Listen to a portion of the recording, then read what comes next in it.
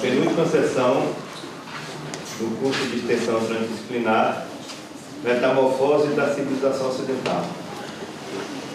Tivemos a primeira sessão, uma discussão sobre cultura libertária, a primeira discussão, uma discussão sobre o itinerário do humanismo, comigo, a segunda discussão com o professor Joaquim, sobre cultura libertária. Ontem nós tivemos Caio falando sobre a relação entre modernidade e adoecimentos, no plural. E hoje a gente vai ter uma temática muito interessante, que é o título é Valores Inadiáveis. Fator essencial, humanização das relações como fator essencial. Essa palestra ela será ministrada por um parceiro, por um amigo, também ex-aluno. Vocês estão vendo, eu estou com cabelo branco, meus parceiros hoje, muitos deles são meus ex-alunos. Romildo é servidor da UESB, vinculado nesse momento à biblioteca, ou à editora, melhor dizendo, à editora. Ele é professor da Faculdade de Tecnologia e Ciência, aqui em Vitória da Conquista. Tem graduação em História e o mestrado dele é em Ciências Sociais, pela PUC São Paulo. Romildo tem uma discussão muito refinada e um estilo sofisticado de comunicação, em função do próprio trabalho de pesquisa dele, mas não só, do jeito de ser dele, que tem a ver com uma empatia com o franciscanismo. Então, com vocês, nosso amigo Romildo Chaves. Gente, boa noite. Primeiramente, eu gostaria de agradecer ao professor Cacá pela oportunidade de estar aqui, de interagir com vocês um pouco da minha vida, da minha pesquisa, mesmo porque eu acredito que a gente aprende na medida que a gente interage com a vida e com o mundo. Ninguém, absolutamente ninguém, aprende sem interagir com a vida, com o mundo, com o outro. O outro faz parte da nossa existência. Nós estamos o tempo todo diante do outro. Mas, antes de qualquer coisa, agradecendo também ainda a Cacá. Cacá é uma referência para mim. Uma referência enquanto professor, enquanto pesquisador, né? Para mim é um humanista. Um mundo que é tão carente de referências, né? E que são imprescindíveis e essenciais na nossa interação com o mundo, na nossa formação. Mas voltando ao tema de hoje, valores inadiáveis, o nosso objetivo aqui é refletir um pouco em relação aos valores. O homem, desde quando ele pensa, ele observa, ele contempla o mundo, ele procura construir conceitos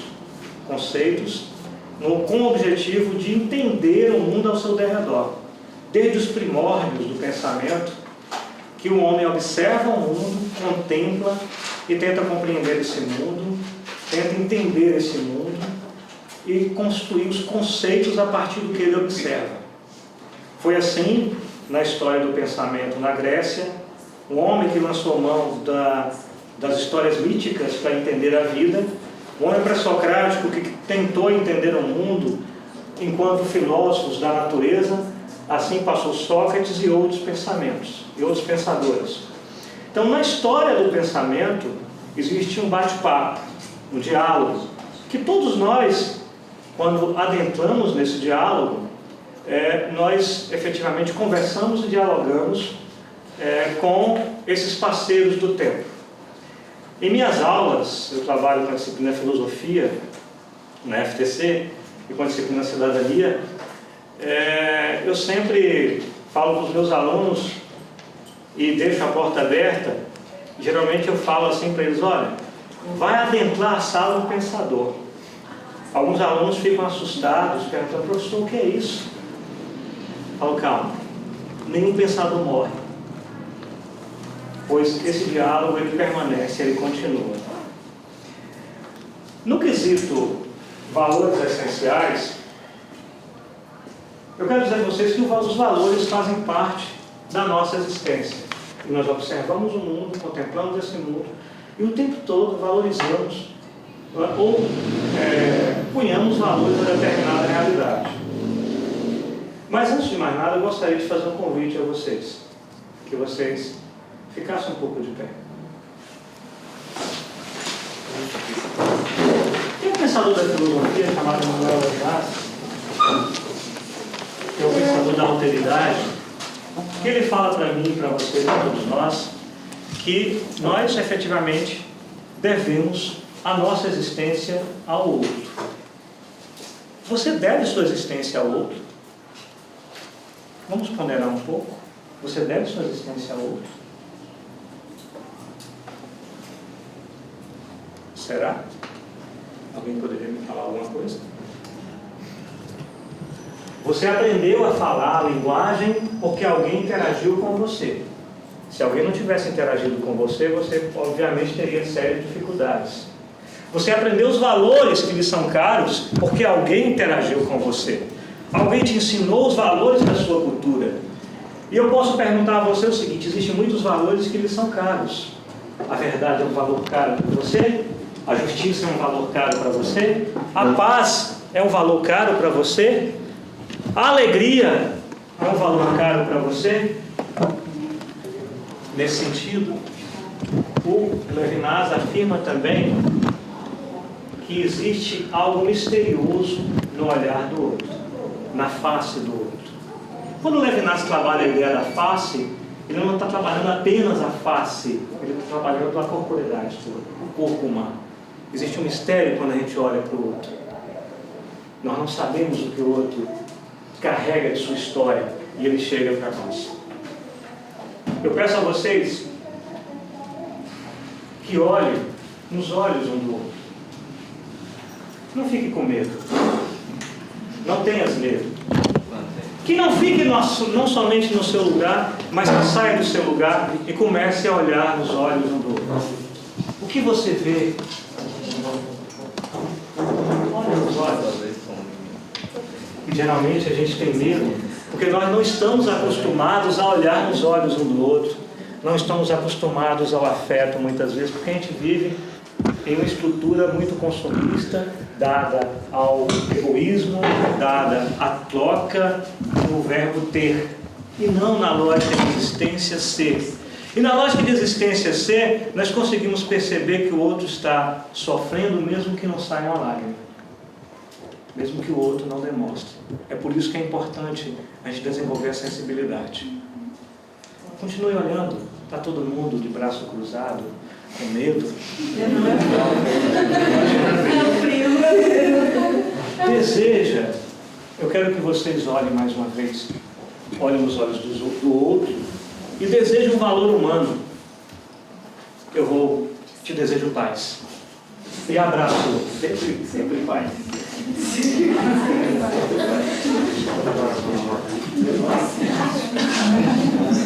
Abracem-se e desejem um valor humano. Fiquem à vontade.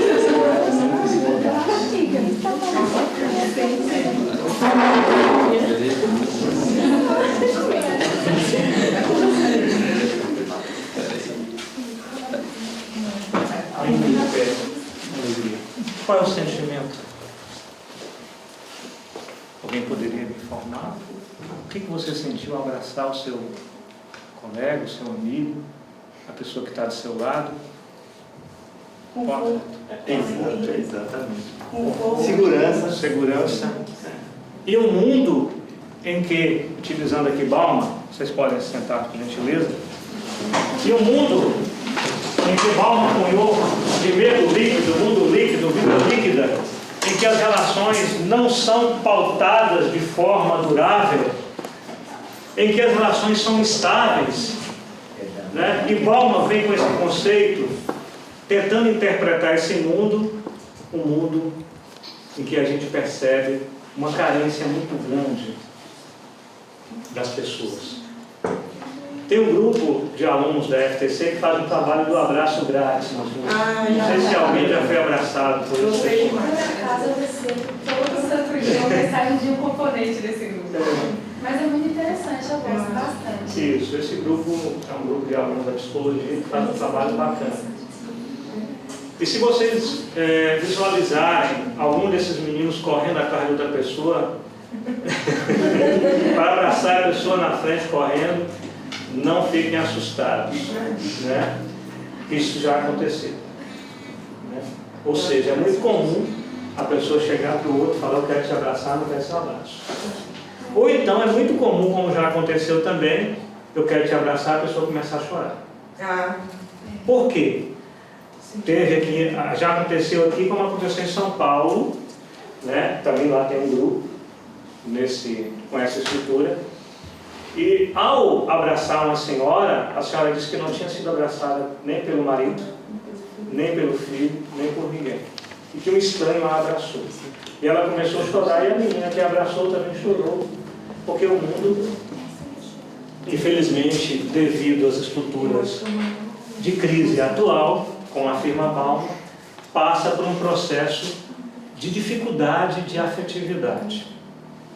Geralmente eu faço esse tipo de atividade inicialmente para quebrar o gelo e para a gente pensar um pouco a vida. Mas todas as vezes que se fala em valores humanos, está falando efetivamente de algo que lhe é essencial. Existem coisas na existência que são essenciais e coisas que são importantes. Nem tudo que é essencial é importante. E nem tudo que é importante é essencial. O ar, o oxigênio, lhe é essencial. Poderíamos dizer que o amor é essencial? Sim. Que a justiça é essencial? Que a paz é essencial? Ou seja, se o mundo está em crise, é sobretudo por conta da crise de valores humanos. Eu ouso a dizer que nós vivemos um momento de crise ética.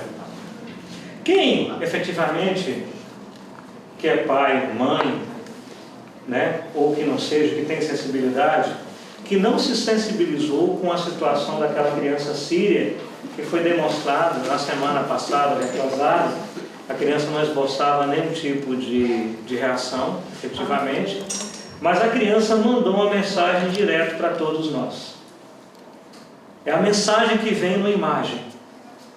A criancinha estava sentada no fundo de uma ambulância, de um local.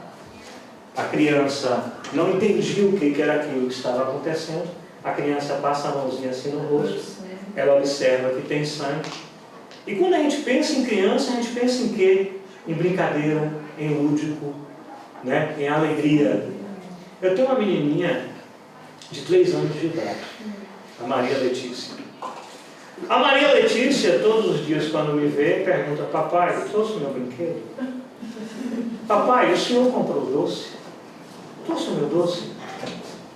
Então, para a criança, o mundo é lúdico, o mundo é um grande brinquedo. A criança olha as árvores, a criança contempla o céu, a criança contempla as estrelas, e a criança percebe o mundo na sua ludicidade.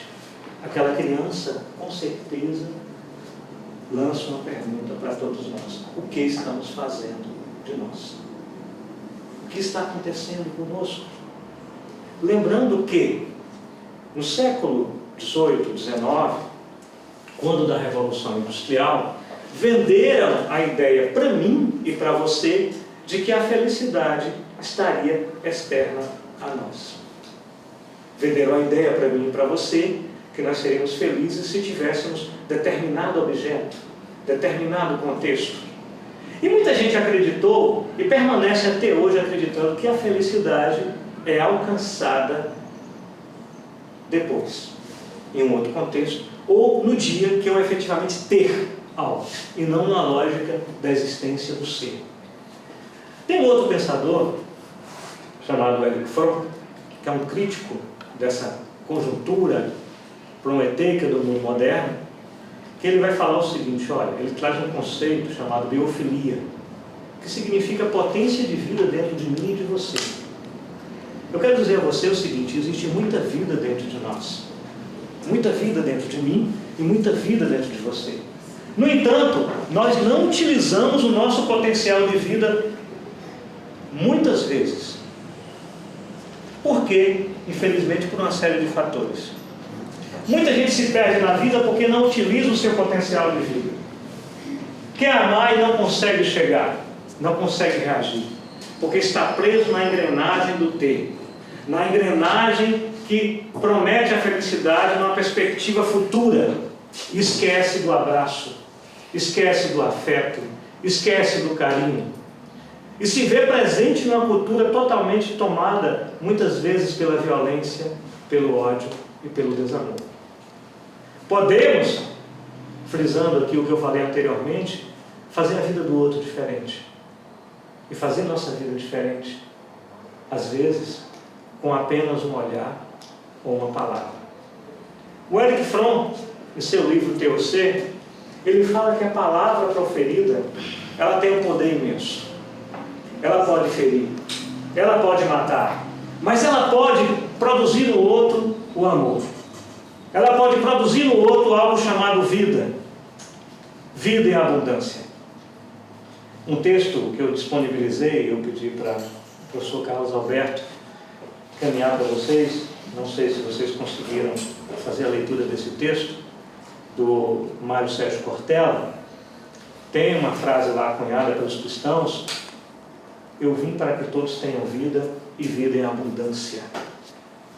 E aí, eu sempre fazia a leitura desse texto, e aí recentemente eu tive uma compreensão clara, digamos assim, mais clara desse texto.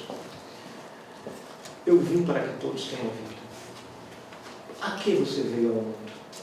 Você veio ao mundo para produzir vida, ou você veio ao mundo para produzir morte? Repito, a nossa palavra, o nosso ato, o nosso gesto pode fazer a diferença concretamente na vida de alguém.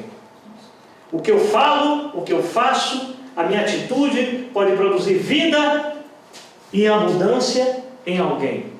O meu jeito de olhar, a minha forma de falar, a minha forma de abordar.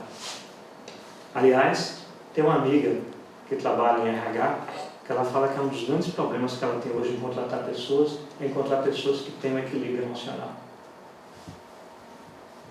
Que está muito difícil. As pessoas têm muita dificuldade de lidar com a vida, com a existência. E acabam cometendo atos equivocados, palavras que não deveriam ter sido proferidas. E depois se arrepende. Então a palavra, ela pode ser libertadora. A palavra, ela pode causar vida no outro. Eu gosto sempre em minhas aulas de contar histórias.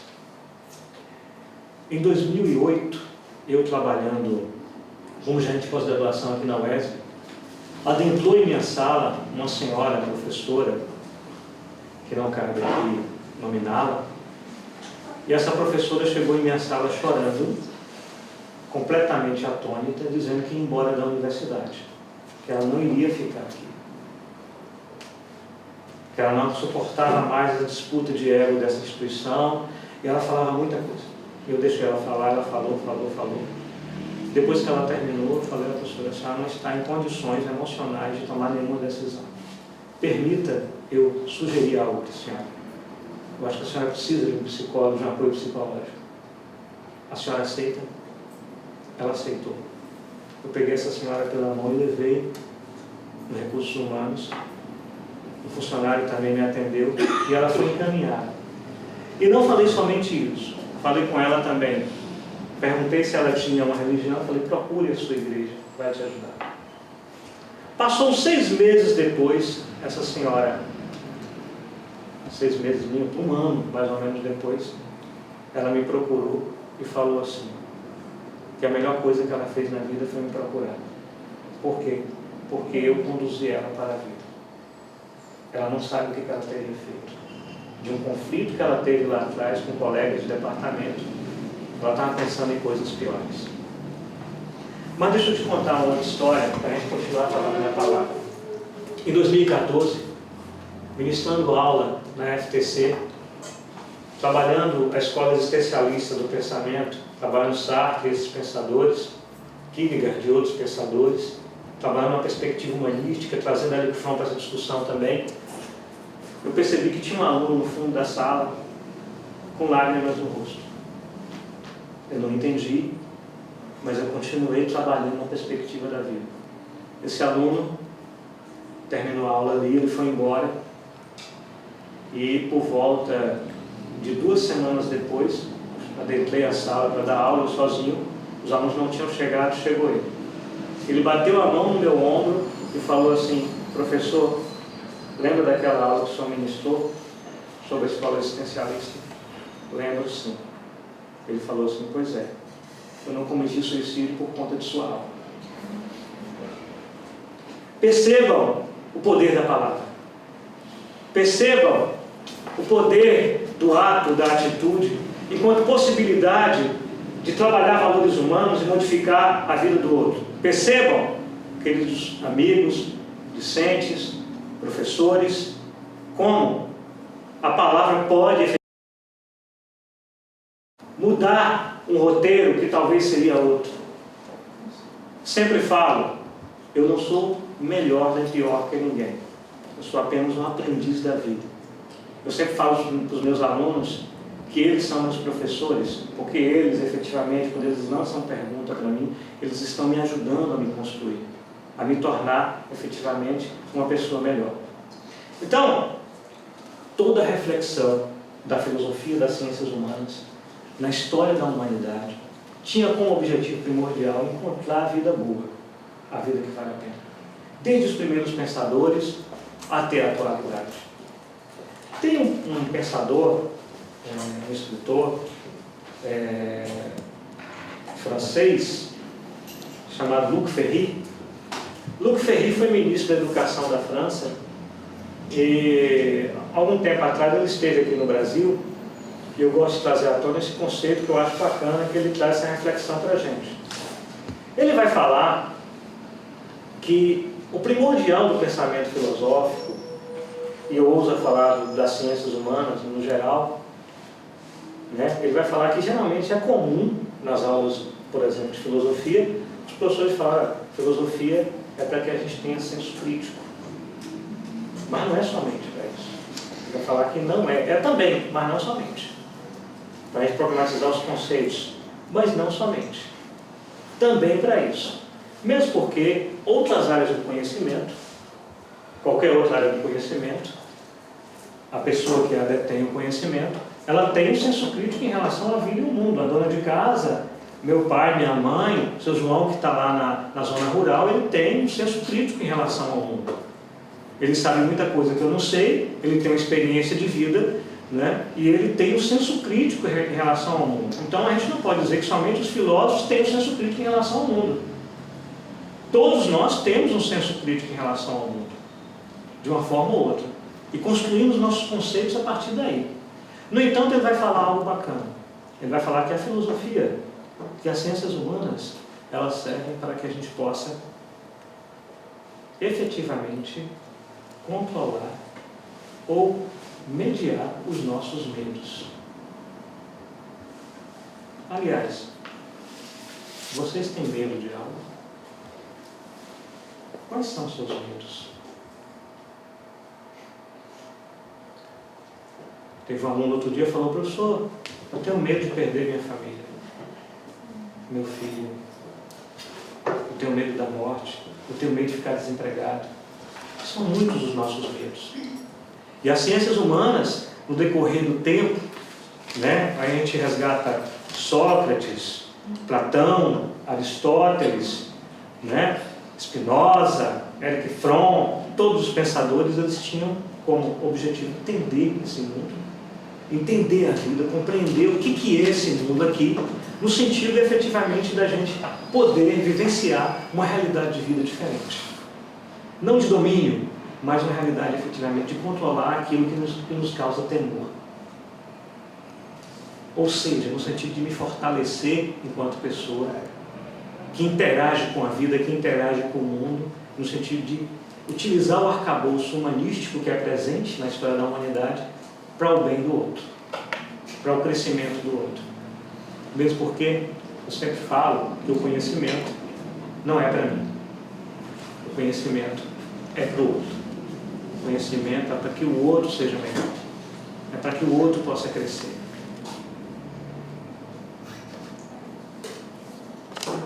Ainda falando da lógica da alteridade, de Emmanuel Levinas, quando ele faz a reflexão em relação ao outro, ele está trazendo para nós uma reflexão do, isso é um termo cunhado por mim, do cuida de mim. Vamos pensar no cenário. Quem é pai aqui, mãe? Seu filho, 8 anos de idade. Eu já tenho um de 10 e um de 3. Mas seu filho, em algum momento, já tomou alguma queda? Quando ele caiu e tomou a queda, ele possivelmente não falou, mamãe me pega. Ele simplesmente, ô papai, ele ergueu as mãozinhas, talvez chorou, e estava escrito na face dele o que? Cuida de mim. Da mesma forma, quando você está tendo acesso ao ônibus, e você vem e entra uma idosa, de uma idade avançada, que ela olha para você e você levanta, alguém pode falar, mas professor, tem gente que não levanta. Talvez não teve uma educação para isso. Mas no geral, aquela senhora, e tem gente que ainda se esconde, né? Coloca o fone de ouvido, vira o rosto, não é assim? E fica torcendo para o outro levantar. Mas no geral, a gente observa o idoso, levanta e dá lugar para o idoso. Não precisou o idoso falar para você, levanta, por favor. A situação em si estava, na lógica de Emmanuel Levinas, escrito na face do outro. Cuida de mim. Eu preciso de você. Da mesma forma, vamos pensar em um outro cenário. Você está no supermercado. Pensaram? Está numa fila no supermercado. Aí você olha, vem vendo um idoso com um monte de pacote na mão. Ele esqueceu de pegar o carrinho ou coisa do tipo. Aí todos os pacotes caíram em sua frente. Ele vai agachado na coluna, ele olha para você. Está escrito na face dele, segundo Emmanuel Levinas, cuida de mim. Você automaticamente se agacha e pega os pacotes, pega o carro, coloca o idoso numa situação cômoda. Ou seja, qual é a perspectiva de Emmanuel Levinas? A perspectiva de Emmanuel Levinas é que o outro sempre suscita o cuidado. Que eu preciso do outro, o outro precisa de mim, e no processo de humanização eu cresço na medida que eu interajo. Que eu vivo a experiência. Então a experiência é algo fundamental. A experiência é algo bacana. A experiência é o que gera vida. Bergson, um pensador também da filosofia, ele vai falar que as nossas memórias nos acompanham o tempo todo. Então, todas as vezes que você vai tomar uma decisão, e decidir é um abacaxi que você tem que descascar. Então, todas as vezes que você vai tomar uma decisão, e essa decisão é iminente, e você se vê num dilema, esse dilema em que você não sabe se age de tal forma ou de outra forma, você escuta muitas vezes a voz do seu pai, da sua mãe. Não é assim? Não faça isso. Faça dessa forma. Da sua religião, da sua fé, do padre, do pastor, da sua cultura, das manifestações que fazem parte da sua história. Então a sua história vai impactar em sua decisão de uma forma muito efetiva. E você se vê em um momento de uma decisão diante de um dilema. Dilemas éticos. Dilema de caráter ético. Ou seja, a ética, essa perspectiva é mais uma concepção minha, desse grito que ecoa de dentro de você quando você tem que tomar uma decisão, seja ela qual for.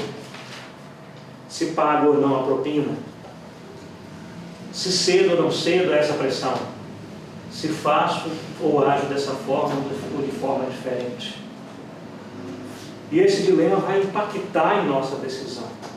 E se você decidir de uma forma, digamos, não ética, dentro dos valores que estão dentro de você, dos valores que lhe são caros, dentro da justiça, da paz do espírito, isso vai continuar impactando em sua memória e você vai continuar pensando, puxa, por que eu fiz essa besteira? Porque, efetivamente, a nossa consciência, a nossa história, ela é primordial para que a gente possa tomar nossas decisões. E ela não deixa de nos acusar, porque elas fazem parte de algo chamado essência. Aquilo que é essencial, volta a falar. E aquilo que é importante. Aquilo que a nossa sociedade, infelizmente, numa lógica consumista, numa lógica tomada o tempo todo por uma lógica instrumental, muitas vezes, ou diversas vezes, joga na lata do lixo, que para você é essencial. Tal qual o ar é essencial, tal qual o oxigênio é essencial. E que você não consegue viver sem.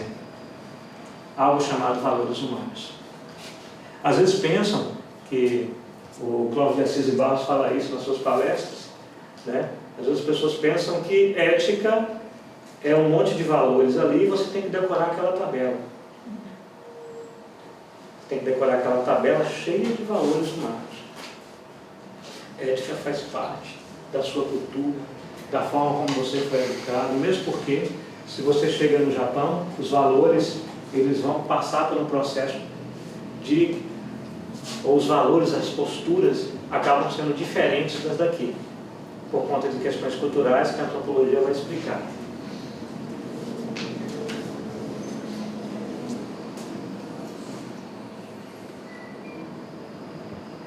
Então, dentro do que a gente está falando, algo bacana é entender, e eu sempre falo também para os meus alunos, que não nascemos prontos. Isso é uma frase do Mário Sérgio Cortella, em um dos seus livros. Não nascemos prontos. Ou seja, o que nasce pronto é cadeira, mesa, lápis, né? E com o tempo ele vai sofrendo um processo de depreciação, absolutamente natural. Eu e você não. Nós nascemos não prontos e vamos nos construindo na existência, na interação, no contato com o mundo, com a vida, com o outro. E essa experiência, efetivamente, de amorização, essa experiência da concórdia, essa experiência da paz compartilhada, essa experiência da amizade concreta, essa experiência vai tornando você uma pessoa, efetivamente, pode tornar você uma pessoa diferente. Assim como a experiência contrária também. O Erich Fromm fala em um livro, A Destrutividade Humana, me perdoe, eu me esqueci aqui agora o título do livro, né? Que numa experiência, num estudo que ele fez do ponto de vista antropológico, e ele é um culturalista, ele descobriu que a cultura, efetivamente, ela é patológica quando ela efetivamente impede o indivíduo de utilizar o arcabouço de biofilia que tem dentro dele. E a cultura pode fazer isso. Então, quando a cultura não permite que ele possa desabrochar, que ele possa efetivamente utilizar o arcabouço humanístico que tem dentro do humano, que é o arcabouço do amor, da paz, dos valores humanos, essa cultura está com uma patologia grave. Se essa cultura está tomada pela violência, pela dor, pelo ódio, pela ausência de compaixão pelo outro, pela ausência de perceber o outro enquanto o outro, essa cultura está com a patologia. E existe aí uma luta cotidiana, efetivamente, para que as manifestações de vida possam efetivamente acontecer. E elas mesmo assim acontecem. Embora que a gente assista na mídia sensacionalista o tempo todo violência aqui e acolá, você liga o seu aparelho de televisão da noite, né? Saiba, muita coisa boa acontece no mundo. Muita. Basta você visitar uma casa do amor, basta você visitar um albergue, ou um local que trata de pessoas com drogadição, que você vai perceber a potência de vida trabalhando para que a vida permaneça. para que a vida possa efetivamente ser tratada com respeito, para que a vida possa prevalecer, para que a vida possa valer a pena, para que efetivamente a gente possa enxergar a vida boa, que tantos pensadores da filosofia e pensadores da sociologia e demais pensadores tentam debruçar e entender. Diante de um mundo em crise de valores humanos, diante da criança da Síria, ou as crianças que falam para a gente o que nós estamos fazendo com nós mesmos, fica a reflexão de uma possibilidade paradigmática de um mundo diferente. E é por conta da esperança, não da esperança enquanto espera, da esperança enquanto esperançar, enquanto atitude, enquanto concreto, que o mundo ainda está caminhando. Quem fala isso é o Bauman, num livro recente dele que ele escreveu agora chamado Babel. Neste livro, Bauman fala que o que mantém a sociedade ainda de pé, e o que manteve a sociedade de pé no decorrer dos séculos foi algo chamado esperança. Ou seja, o homem, ele pondera a vida, pensa o mundo, pensa novas possibilidades, e com um toque, com um gesto, com a palavra que eu repito, ele modifica, ele pode modificar a vida.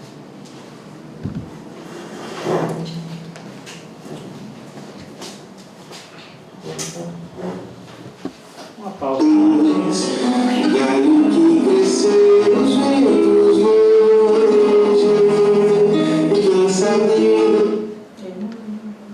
Vamos voltar a música.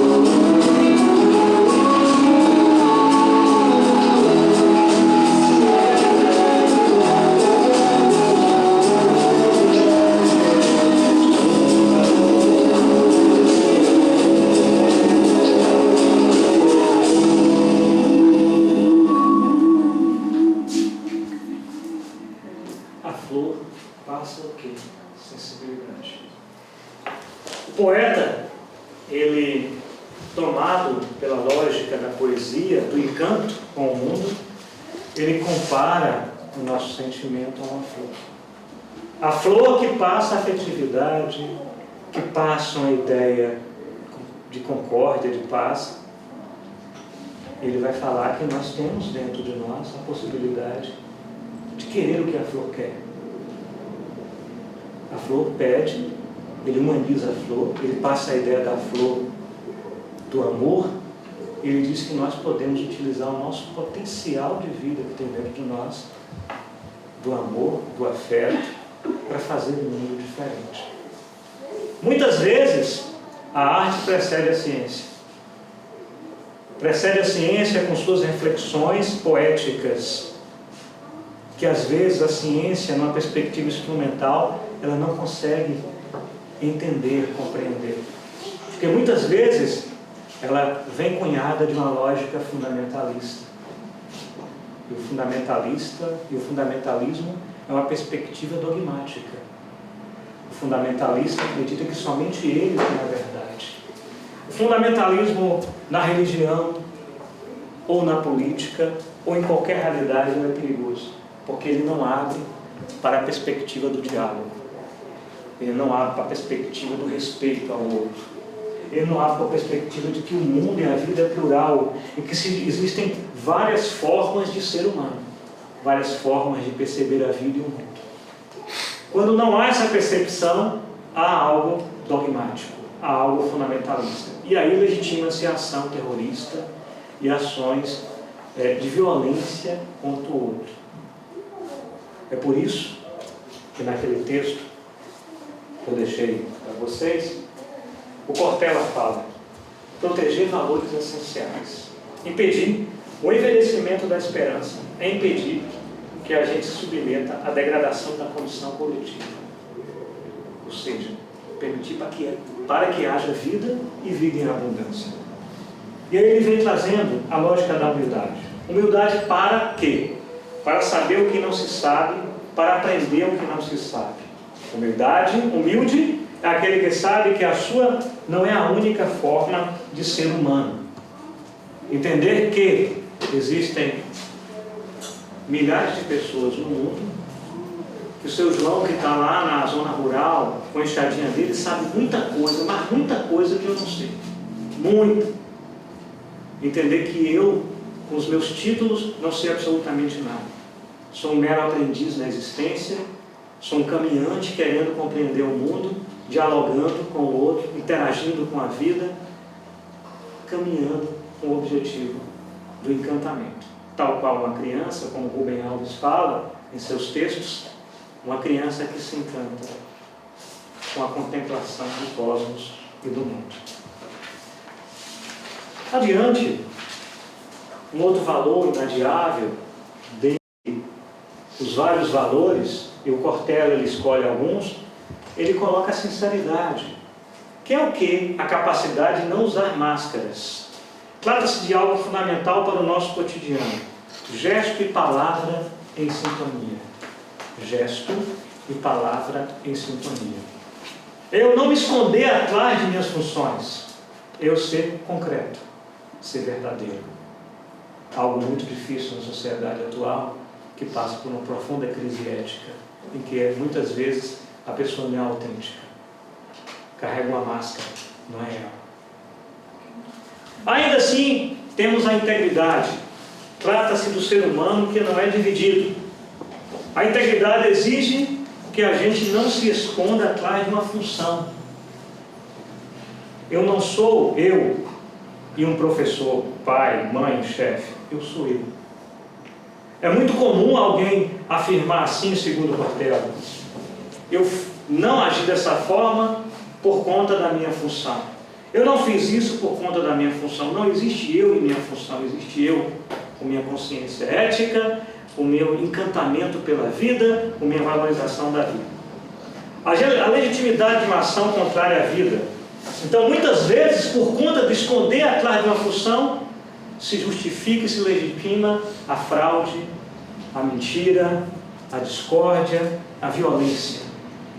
Foi a mesma coisa que fizeram lá, durante a Segunda Guerra Mundial, os nazistas, quando foram interpelados, e eles afirmaram: não, eu fiz isso porque o Estado me obrigou, porque alguém, um comando que eu recebi. Você não é você e sua função, você é você. É isso que o Cortella quer dizer quando ele fala de algo chamado integridade.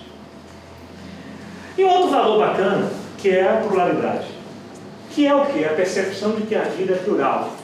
E há muitos modos de ser humano. E ele ainda vai falar da antropodiversidade, que possibilita o avalo das presunções aleatórias. Ou seja, aquilo que eu falei anteriormente do fundamentalismo, do etnocentrismo, que é um termo da antropologia. E etnocentrismo é uma perspectiva de visualizar o outro através do meu olhar, sem respeitar a realidade do outro. Então, a lógica etnocêntrica é uma lógica de percepção do outro através dos meus valores, de forma fundamentalista, sem considerar o mundo do outro, sem considerar a cultura do outro. E aí pode residir o desejo de submeter o outro ao eu. E quando, todas as vezes que eu quero submeter o outro ao eu simplesmente impeço o outro de vivenciar sua experiência humanística. Ainda a solidariedade, porque a vida é plural, requer solidariedade. Claro, nós convivemos com o diferente, pessoas em diversas situações. Porque a vida é plural, requer solidariedade. Aquilo que dá solidez, o que é solidariedade? Que torna resistente, que permite maior durabilidade. Trata-se do convite sempre presente do não estilhaçamento da vida conjunta. Solidariedade, porque nós convivemos em uma sociedade plural, em que existem pessoas naturalmente diferentes de nós, e que o tempo todo pede aquilo que Emmanuel Levinas falou: cuida de mim. Diante de qualquer catástrofe, diante de qualquer conjuntura, diante de qualquer sofrimento, é preciso impedir que a vida seja destruída.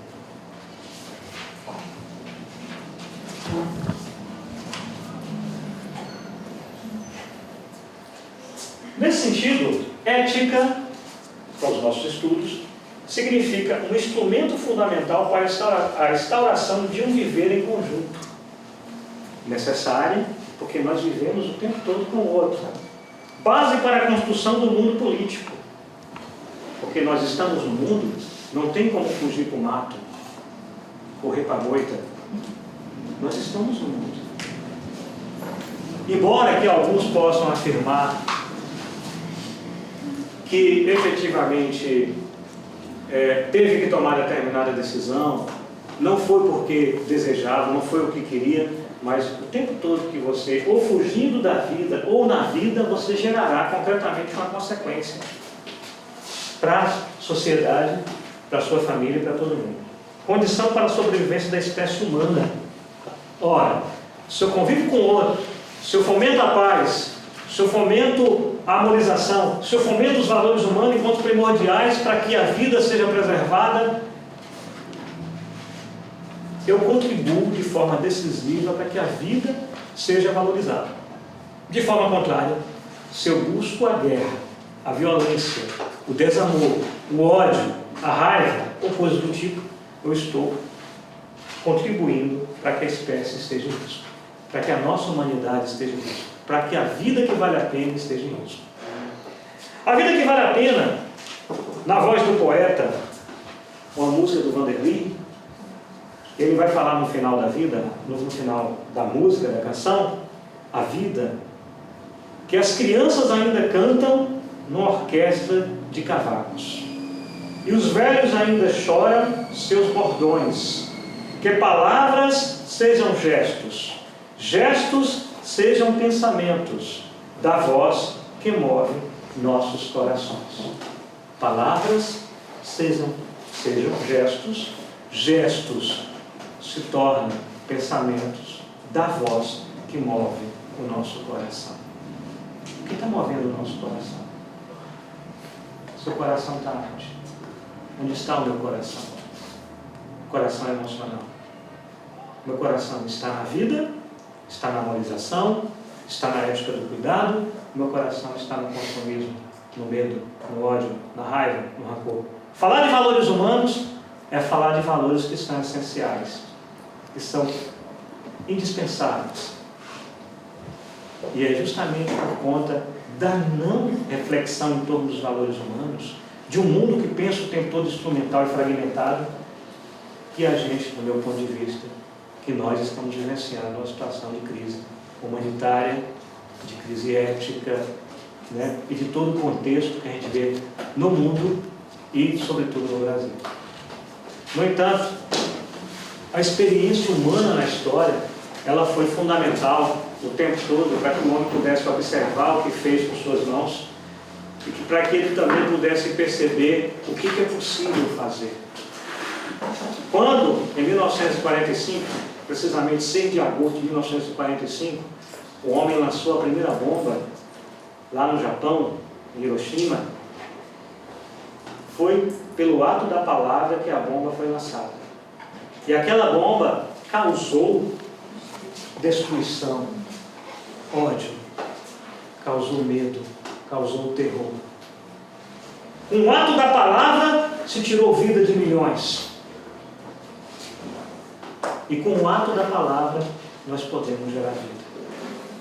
O homem, observando o que fez, depois que observou, diz a tradição, que o homem que lançou a bomba, o aviador que estava lá, exclamou: o que estamos fazendo de nós?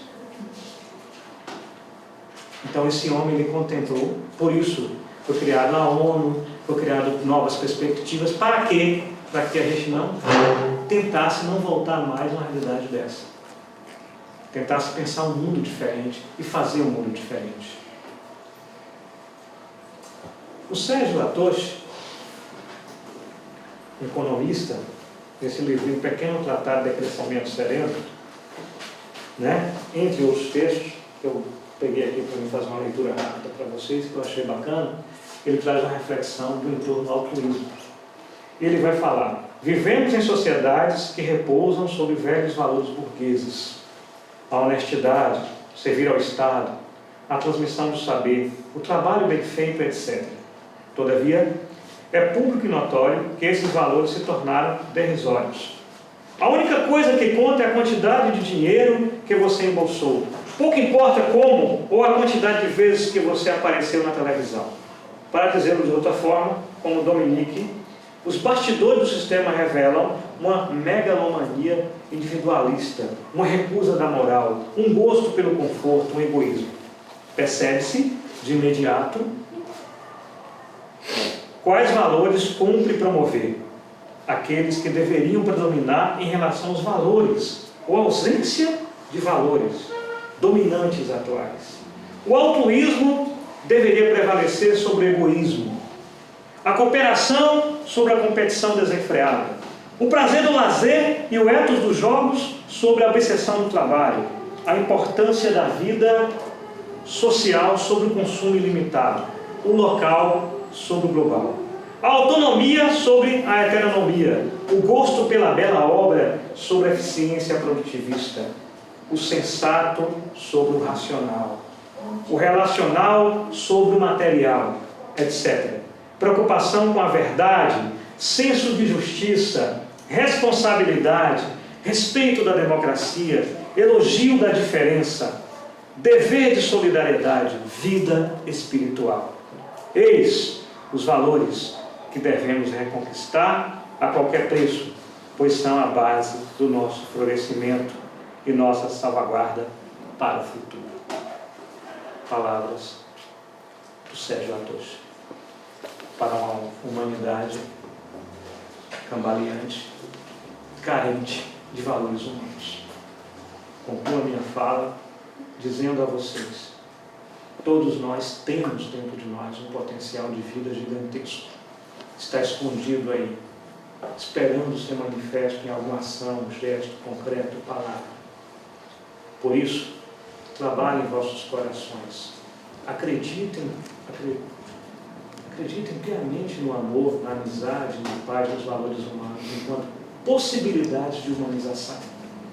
Pois são esses valores que efetivamente farão a diferença do outro. Resgatará a vida e trabalhará para a vida. Concluo minha frase desejando a vocês, no coração de vocês, muito amor e muita paz. Muito graças.